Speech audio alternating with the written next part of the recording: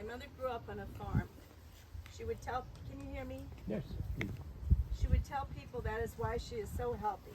All that hard work and the homegrown food. She shared fond memories of life in places she referred to as Man Road, Taylor Station, and Wonderland. She even enrolled in a Writing Your Life History course where she recorded some of the wonderful events onto paper. One of my favorites is the one where she fell off of the cedar or some farm equipment, and if it had not been for the deep trench in which she landed and her small size, she would have been crushed. Another one was the time during a very hot Ohio summer. That was me, not Barbara. Oh, okay. Well, Sorry. that's okay. I expected that. Since everybody's memories will help me get this straight. Another one was during a very hot Ohio summer when her father had enough of the heat in that farmhouse. He woke everyone up and they dragged mattresses out onto the lawn to sleep and escape the heat. Sometime during the night it began to rain and they all ran back to the house giggling and dragging bedding and mattresses along. If you haven't read her stories, I hope you have the opportunity to do so, since they shine a light on our family and just a snippet of their lives. Maybe some of you can ask her siblings to share their versions of the stories. When she graduated from high school, Barbara headed to Columbus for a taste of city life. She stayed with Aunt Ruby and Uncle Aubrey and commuted to her job on the city bus. She loved to go to a local spot and sit at the lunch counter where she would order a chicken salad sandwich. She continued to enjoy chicken salad her entire life, even when it was pureed in the magic bullet and spread on soft, crustless white bread. When she married my father, Bob, they moved to a little cottage at Buckeye Lake near the amusement park. They were so close that they could hear the rattle of the roller coaster cars on the wooden structure. By the time I was 2, they were headed to the suburbs. My mother was thrilled to death when our family of 4, soon to be 5, moved to a new home in the lovely community of Brookside in Reynoldsburg, Ohio. Soon her life was filled with busy schedules as she entered a world of life in the 50s and 60s, just like those of the characters in shows like Leave It to Beaver, My 3 Sons, and the Donna Reed Show. None of us could have known how much we would cherish those memories for the rest of our lives. That lifestyle and my mother's dedication to her children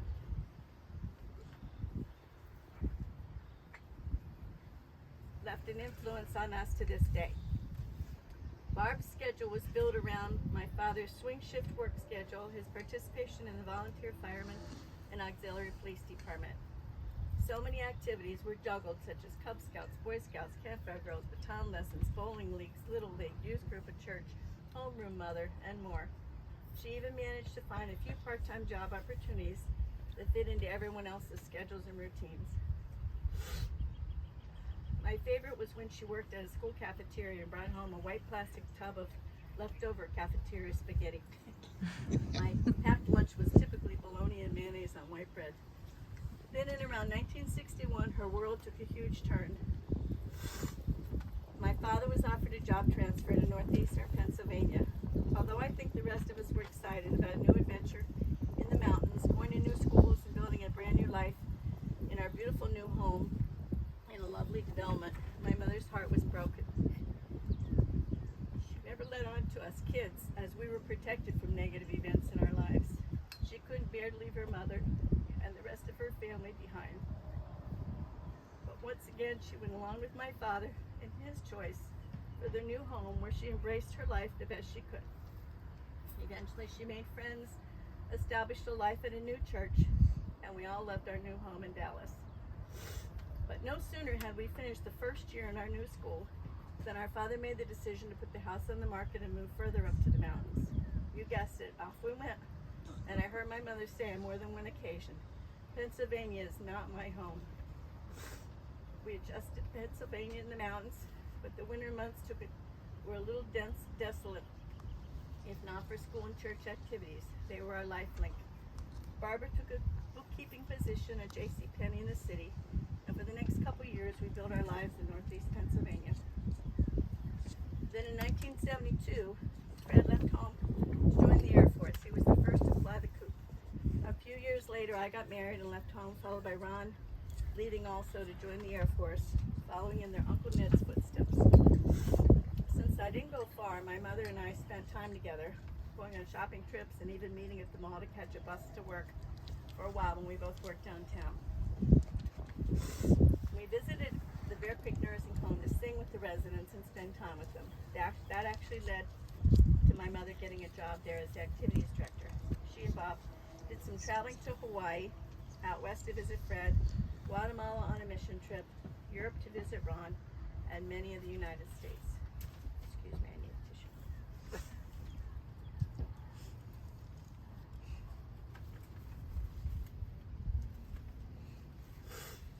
In around 1980, my father knew he'd be retiring within a year, so he wanted to sell the house so he would be free to hit the road the day he retired. So once again, they were on the move. This time, I think my mother was happy to leave the mountain and spend time downtown. The first thing she did after cleaning the half a double block rental home was to plant flower gardens. I remember her flower gardens in every home we ever lived in.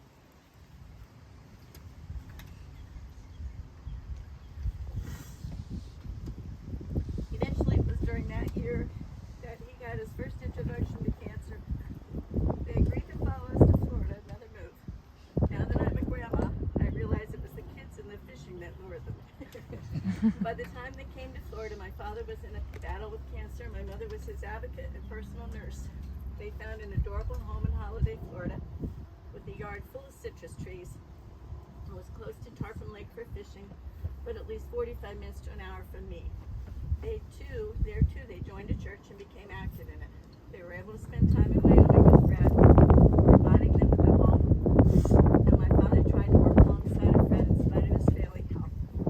Besides taking care of my father, my mother had to fly to Pennsylvania and escort my grandpa Harlow back to Florida. He had suffered a stroke and was in a wheelchair. Barb took care of my father to the very end. I still remember him calling out her name only minutes before he passed away.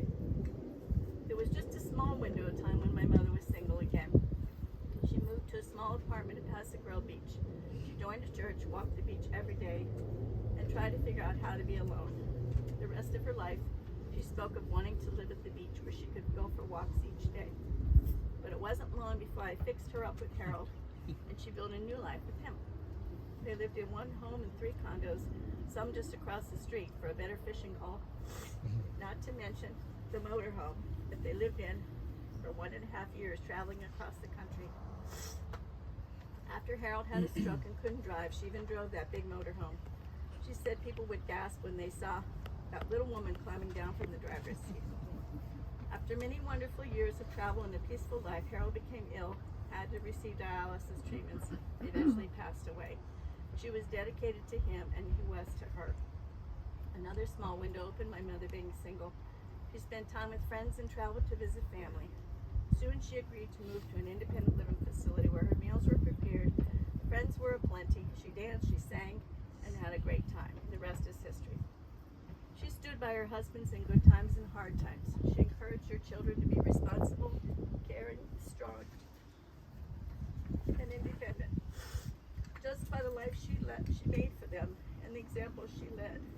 She made this world a better place just by living in it, and dedicated her life to the happiness of others. I think she was happy. I love to hear her laugh, even up to recently.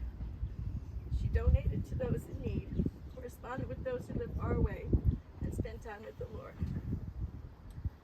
Thank you, God, for giving me Barbara as my mother. I miss her so much. 90 years was not nearly enough, and yet I asked you to take her in your arms and give her peace. I thought about whether my father...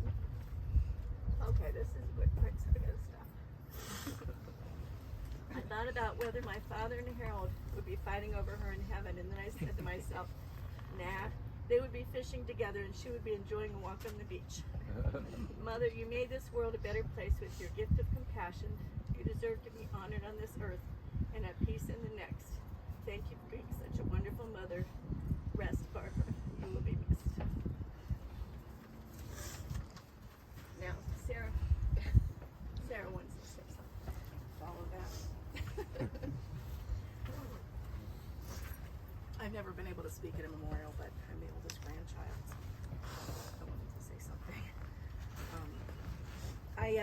Grandma, Grandma said it was morbid to wear black to funerals, so I wore flowers in my life. But I just don't think she liked wearing black. She liked soft colors. Always saw never bright light. She always liked everything soft and pastel and beautiful. And the lavender sweater she's wearing right now is just perfect. When I was a kid, for many years, Grandma was my favorite adult. Like, I was closer to Grandma than to my parents for many years of my childhood. When she was, when we had very close birthdays, so a lot of times we would have our birthday, she would take us out and we'd have our birthday together. That was a very special thing that we did, just the two of us. It would always be some restaurant that I thought was fancy, like the fondue place or the Japanese steakhouse where they cook in front of you, or maybe we'd go to a movie or something, but it was always something she set aside just for me and her. It's special. That was our birthday time. We watched our TV shows together. I remember the Golden Girls shows that I like to watch. And then that didn't change after she married Harold and had his house. I would go to their house and lots of nights just sleep over there and watch Jeopardy and make frozen yogurt and play rummy, and just lots and lots of time with them when I was younger. And when I was a horrible teenager, that's where I would run away from home, especially to Grandma and Harold's when I was older. And Grandma was never judged me. We never ever had a fight or anything. Just like, okay, come on, let's do this thing. We'll go. You need to go somewhere. She would be one of the ones who would pick me up from school if my parents were working. Very similar relationship to how Juniper and my parents are now. Second set of people who are just always there. Juniper didn't really know Grandma this way because she was pretty young when Grandma moved out of her condo, and she did see her, but she didn't have this experience with her as this young, vibrant, fun person who would just get down on the floor and play with babies, and just always with the kids. She was so good with kids. The first person kids loved it. She always said it was because she was small. She always said it was because I'm little like them. They're not afraid of me because I'm small like them. And it's easy when what Grandma went through. She was sick for 10 years, maybe, and just kind of slowly feeling like we were losing her, but she was still there. It's easy to separate from her, and I feel like I did a lot of that. When you go talk to Grandma and see her, you start talking, and she always knew us. It was she always knew we were her family, but then you get on with your lives. And I just never saw Grandma enough. My mother was there every single day, and it was always her mother. It was not this old lady or a chore. And it was like, I'm going to see my mother. Look, Mother Sarah's here. Look, Mother, we did this, telling her stories. So I thought, I had this feeling that when Grandma died, it would feel like a relief, like, oh, she's free from this, this illness and this, but then that day it was like, no, my grandmother just died. It's exactly the same as it would have been 10 years ago, 20 years ago. I hope I can take care of my mother the way my mother took care of her, and I hope I don't have to, but I threatened that she's going to move in with me. She's like, no, I'm not moving in with you. I'm like, oh yes, you're moving in. But I'm not very good at speaking much, but yeah, lovely. I love you. Thank you all for being here.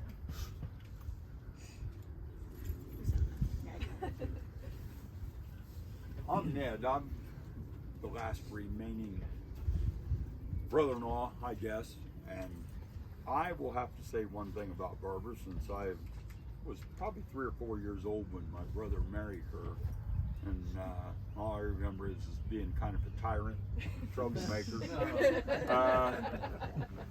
I was as my mom and dad told me, an oops. Because there were 16 years between me and my brother Jim, and 19 between me and my brother Bob. So, of course, I'm the baby of the family, and I come in, and I do remember when I was very young when he went off to Korea, and then come back, and I didn't know all that much about war and stuff like that. But when he married Barbara, we lived on Myers Street, and they lived on Central, and that's where Fred was born. And I can remember my mom, when she would go to bowling leagues and stuff, she would take me over and drop me off at Barbara's, and that's where I would be until she got done bowling, because Dad Dad, Bob, and Jim all worked Owens, Illinois, and they all worked the same shift, and they swung, and they all drove to work together, and they all come back together. And you could always tell it was Friday of swing shift when they got a 3-day weekend, because they probably didn't get home till 2:30, because they had a local establishment that the three of them used to stop off at, and because they had a 3-day weekend coming up, so you know they started early. And when he moved over to Union Street, which is I believe where Brenda was born, and then my brother Jim moved in the house that Fred was born. And so there was the three of us, one on Central, one on Myers, one on Union. We all lived right there close to the park. Well, I used to get babysit a lot.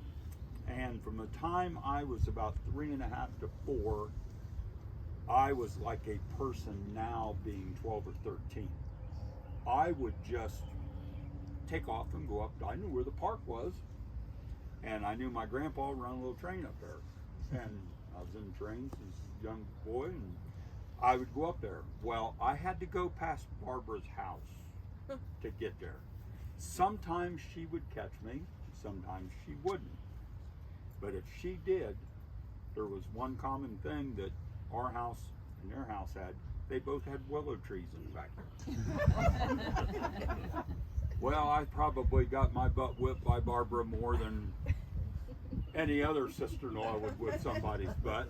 And all the way up until the end when she would talk, that was a story she used to talk about. She says, I used to keep a switch up on the refrigerator, but it wasn't for my kids.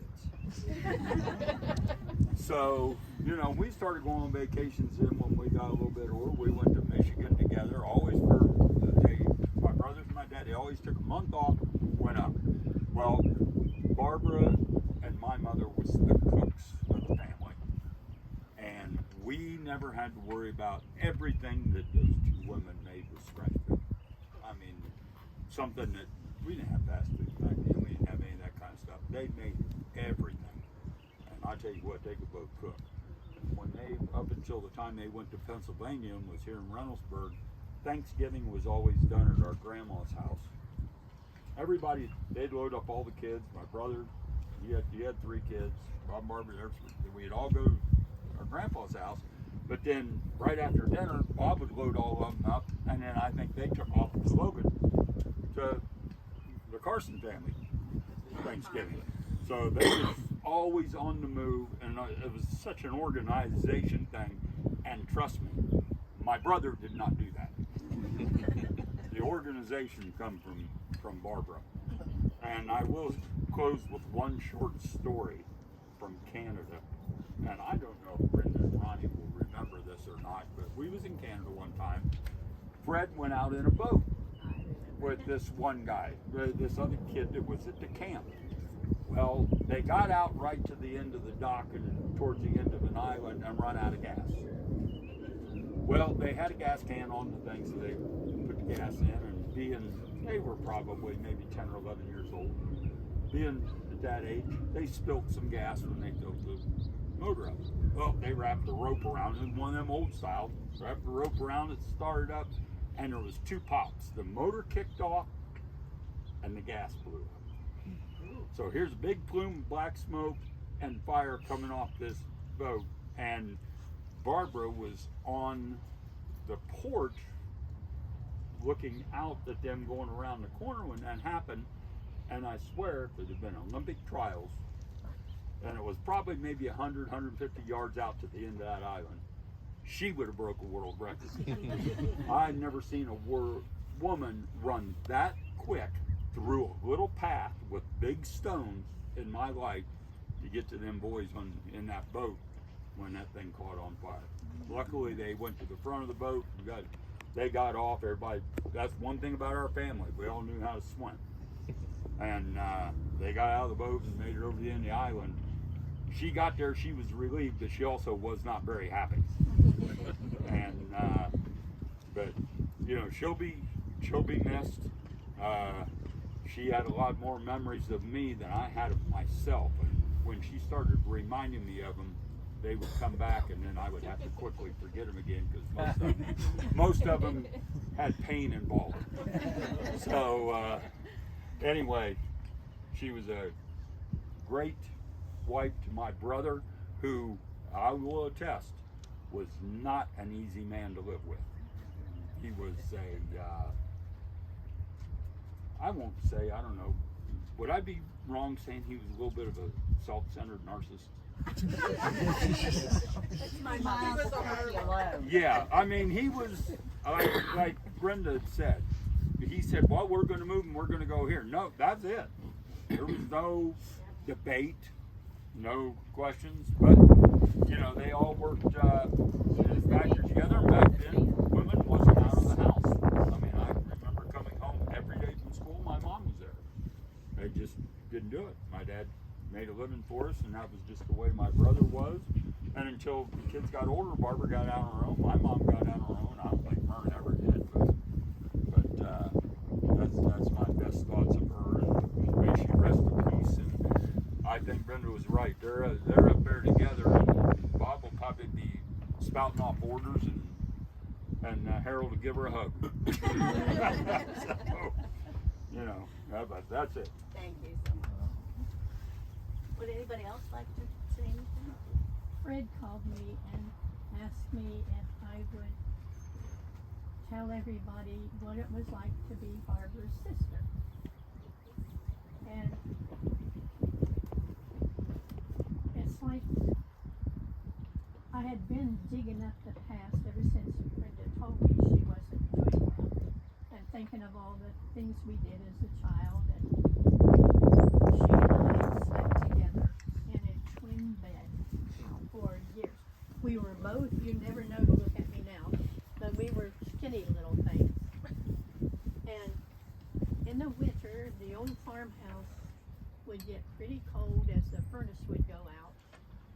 And we kept each other warm. We drew pictures on each other's backs for entertainment, you know. And I could not think of a single time when Barbara and I would fight. She always took up for me. When she started having friends and visiting stuff, she'd let me drag along with her. And one time we had these reunions at Hippie's Grove, and there was water there. I don't know if it was a large creek or a small river, but we were allowed to swim there. Well, Barbara found out I didn't have a swimsuit, so she was starting to learn to sew. So I don't know where she got the fabric or anything, but she made me a two-piece swimsuit. I was so proud. Have time to go swimming. We didn't know that it takes a special fabric. So I got in the water, and the swimsuit just kind of fell off. And she grabbed the towel, picked me up, took me back to the fitting room, and put my clothes on, so I swam the rest of the day in my clothes. But she tried. You know, that bothered her. I did not have a swimsuit. So, but like I said, I have a sister left, and I hope the rest of our lives that I could be the kind of sister to Debbie that Barbara was to me. Nice. She was always there for me. And farming was not easy for her. She hated every bit of it. And she was as stubborn as Daddy. And she'd fight him tooth and nail to keep from hoeing and planting and all that stuff. But one time there was a new garden behind the woods Daddy had made, and he told Barbara and I to go over there and hoe it out. She wasn't into that, so I went over and I hoed my half. And then here come Daddy. Girls, what'd I tell you to do? I said, Daddy, I hoed my half. So he made me go over and help her do hers. And I think it was the only time I ever wanted to kill her. But each time I brought my hoe down, I was pretending on her head.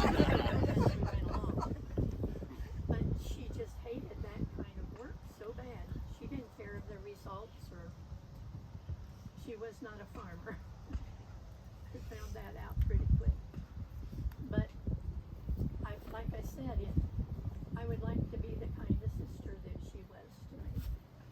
That was the only time I think we even had a disagreement. And when Debbie was born, Barbara was glad she had to stay home and babysit Debbie. She couldn't pick the berries, she couldn't hoe the garden, because she's the one that did, and that bit her. That bit her mind. And I'd rather pick the berries and hoe the garden than babysit. Have to stay in the house, But to say you have a sister that you never fought with, that's very rare. And I found something when I think Barbara first was getting pretty bad. Brenda had called me, and this was so comforting to me. The scripture comes from Thessalonians. For if we believe that Jesus died and rose again, even so them also which sleep in Jesus will God bring with him. It said a man moving his business to a new location received a floral arrangement for the grand opening. When the man read the note attached, it said, "Rest in peace." He was shocked. The man complained to the florist, who realized the note had been switched with another arrangement. He responded with, "Look at it this way. Somewhere a man was buried today with an arrangement that said, 'Good luck in your new location.'" The pain of a loved one passing always can be overwhelming, but Paul's words should encourage us about believers who have passed. Since Jesus died and rose again, death is not the end, but the beginning of a new life. Believers who die in Christ experience a new life in the presence of Jesus. That you sorrow not, even as others which have no hope. Be comforted, you who have put your faith in the risen Lord. For we will be reunited with our loved ones who have gone before us in this new forever home with God in heaven. Father, turn my pain of loss into celebration of life, as I will be reunited with those who have gone before me. I thought Barbara would like that. Yeah, that's very right. And I have other little goodies, but I'm not going to take up more of your time because, like I say, if I could be the sister to Debbie now that Barbara was to me, I will. And you have been, sister. Oh. Thank you. Would anybody else like to share anything? And Juniper's going to be 15 soon. Yeah, Monday. You want to talk? I had Fred's remarks, and I'm sorry for the noise, but that phone won't make any more sound. But in that phone are Fred's remarks. I'll try to paraphrase. He apologizes for not being here, but most of you know his wife Nita is having some medical issues, and he decided that to be with the living was just as important. He wishes he could be here. Apologizes if that's to all of you. He sent me a message, just a short, and talking about how our mom, she ran the house. That was her job. And he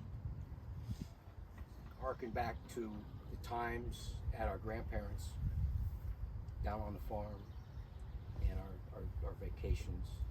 We went up to Canada. I don't know how they afforded to go out of the country nearly every year, take us on away from the city to enjoy nature and have a good time. And we were talking and mourning about the loss of our mom, not unexpected, of course. It was many years that we knew we were going to lose her, and just knowing that she did everything in her power to make sure we had it and whatever we needed at the time we were growing up. And we always enjoyed the vacations away, just the family. But, all of us like to fish, as do many people here. For me, I just look back on the sacrifices that my parents made to get me, to send me to college. they financially, I don't know how they could afford that for the first couple of years till I could start to support with something that I thank God and bless them for what they did for me. And I know I've been kind of an absentee cousin, nephew, whatever over the years, off doing my own thing. Glad to be home now. And Fred just wishes all God's blessings on everyone that's here. And hopes to see many of you soon.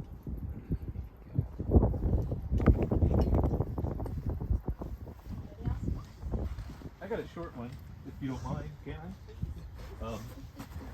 I just want to talk about Aunt Barbara's hospitality. I was a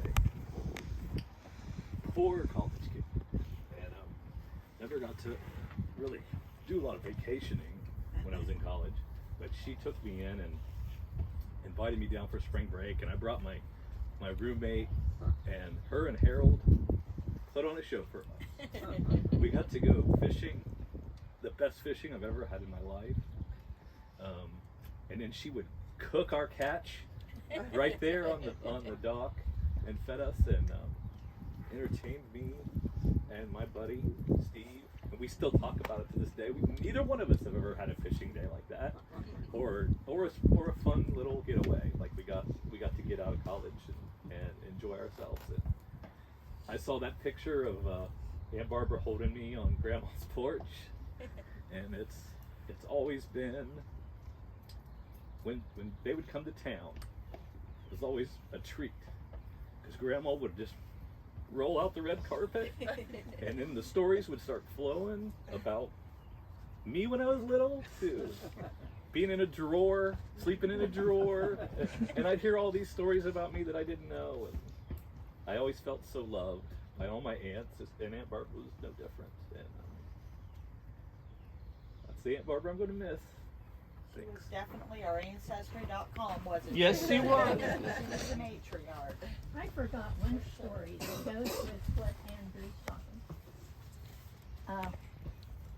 Nancy and I went down the same place to stay with Barbara and Harold for a while. I had never seen some of the water life. I'd never been around the ocean. Harold had been quite sick, and I said, Barbara, are you sure? Can we go out in this boat? And she said, yes. I said, Barbara, can you drive the boat? Oh, of course I can drive the boat. Okay, then I'll go.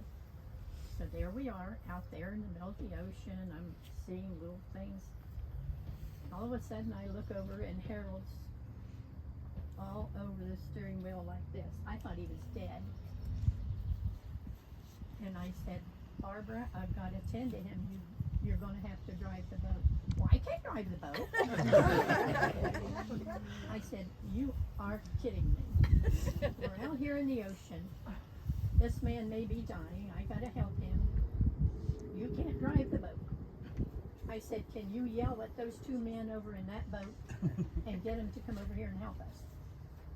I think I can do that. He said, good. So I said, no. You know, I was telling Harold, breathe deep. I knew his heart. Breathe deep. You've got to breathe deep, Harold. Get off of the steering wheel and so on. I didn't know what I was doing. No any more than she did. But these two guys come over, and well, one of them did. Got in the boat, started steering. Where is home from here? I said, Barbara, please tell me. You know which way is home. She said, let me think, you know, and she did figure it out for us. The one guy followed us, and the other guy took the boat back and put it in the dock, helped us get Harold in the house. But I did a bad thing. I was carrying things in, and I dropped Harold's favorite reel on the garage cement. Excuse me, and it broke. I found about that high. But that's the only time I wanted to kill Barbara. The second time. The second time. That's the second time you're going to She kill. was revived from the first one. But you know, she just was so upset. She knew how to drive the boat, but she couldn't do it. Too. That too. But I thought, I come clear down here just to die in this house. Sorry about that. That just popped in my mind. Is there anybody else who wants to say anything?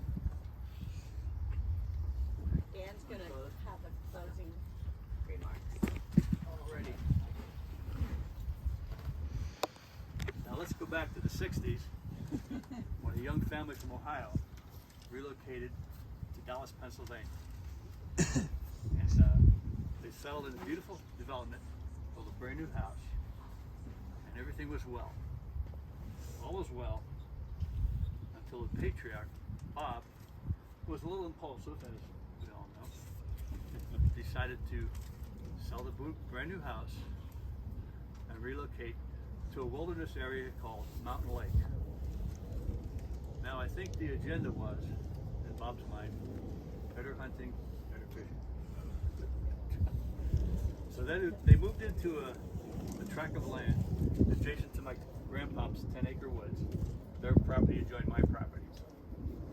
And Barbara went ahead, settled in after leaving her beautiful family here in Reynolds Park, giving up her beautiful house that she just built, and settling into this wilderness area called Mountain Lake, which was a total blessing to me because back in 1970, I separated from my military obligations, came home, bought a motorcycle. I just wanted to chill and do nothing, just stay home and rip. And at different times, I would be detailing and cleaning my BSA, and down the road, I think her timing was impeccable, came this young lady on her way to the beach, very attractive, with a bikini. She walked by several times, and at one point I said, "Would you like a ride to the lake?"